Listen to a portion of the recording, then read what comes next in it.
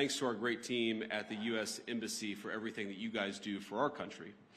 In the United States, we're proud of the deep connection between our nations, between India and the United States. Prime Minister Modi, as most of you probably know, was one of the first visitors welcomed into the Oval Office during President Trump's second term. And like President Trump, the Prime Minister inspires remarkable loyalty because of the strength of his belief in his people and in his country. Now, we're so grateful for Prime Minister Modi's hospitality as well as the reception that he and everyone else in this country have given us on this first trip for me to India.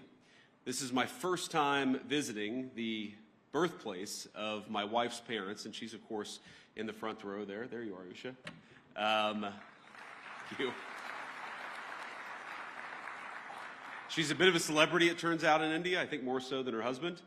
But I haven't been here long, but already I've been fortunate enough to visit the Akshardham Temple. Did I pronounce that right, honey?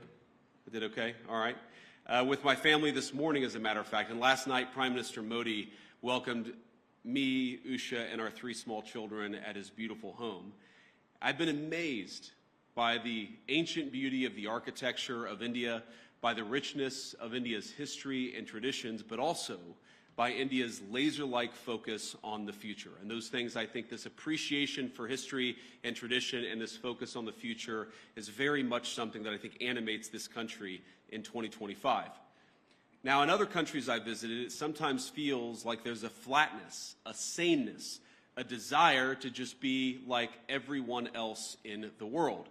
But it's different here. There's a vitality to India, a sense of infinite possibility, of new homes to be built, new skylines to be raised, and lives to be enriched. And there's a pride in being Indian, a feeling of excitement about the days that lie ahead.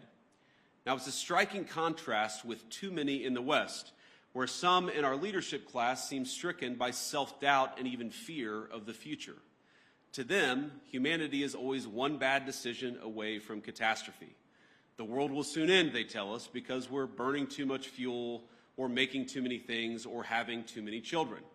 And so, rather than invest in the future, they too often retreat from it. Some of them pass laws that force their nations to use less power. They cancel nuclear and other energy generation facilities, even as their choices, the choices of these leaders, lead to more dependence on foreign adversaries. Meanwhile, their message to their friends, to countries like India, is to tell them that they're not allowed to grow. Well, President Trump rejects these failed ideas. He wants America to grow, he wants India to grow, and he wants to build the future with our partners all over the globe. Now, like you, we want to appreciate our history, our culture, our religion. We want to do commerce and strike good deals with our friends.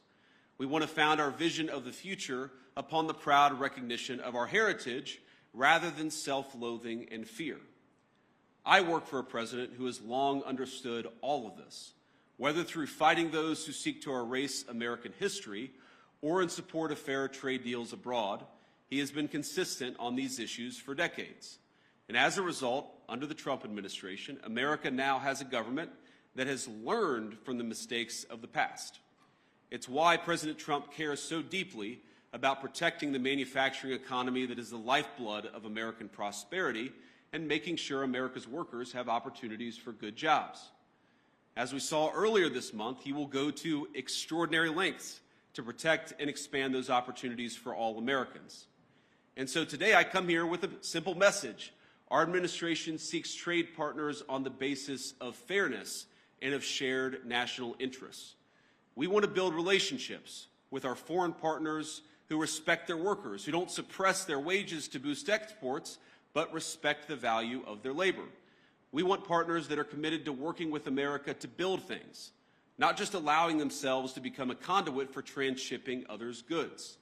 And finally, we want to partner with people and countries who recognize the historic nature of the moment we're in, of the need to come together and build something truly new, a system of global trade that is balanced, one that is open, and one that is stable and fair. Now, I want to be clear, America's partners need not look exactly like America, nor must our governments do everything exactly the same way. but we should have some common goals, and I believe here in India we do, in both economics and in national security. And that's why we're so excited. That's why I'm so excited to be here today. In India, America has a friend, and we seek to strengthen the warm bonds our great nations already share. Now, critics have attacked my president, President Trump, for starting a trade war in an effort to bring back the jobs of the past, but nothing could be further from the truth. He seeks to rebalance global trade so that America, with friends like India, can build a future worth having for all of our people together. And when President Trump and Prime Minister Modi announced in February that our countries aim to more than double our bilateral trade to $500 billion by the end of the decade, I know that both of them meant it. And I'm encouraged by everything our nations are doing to get us there. As many of you are aware, both of our governments are hard at work on a trade agreement built on shared priorities, like creating new jobs, building durable supply chains, and achieving prosperity for our workers. In our meeting yesterday, Prime Minister Modi and I made very good progress on all of those points. And we are especially excited to formally announce that America and India have officially finalized the terms of reference for the trade negotiation. I think this is a vital step. Thank you.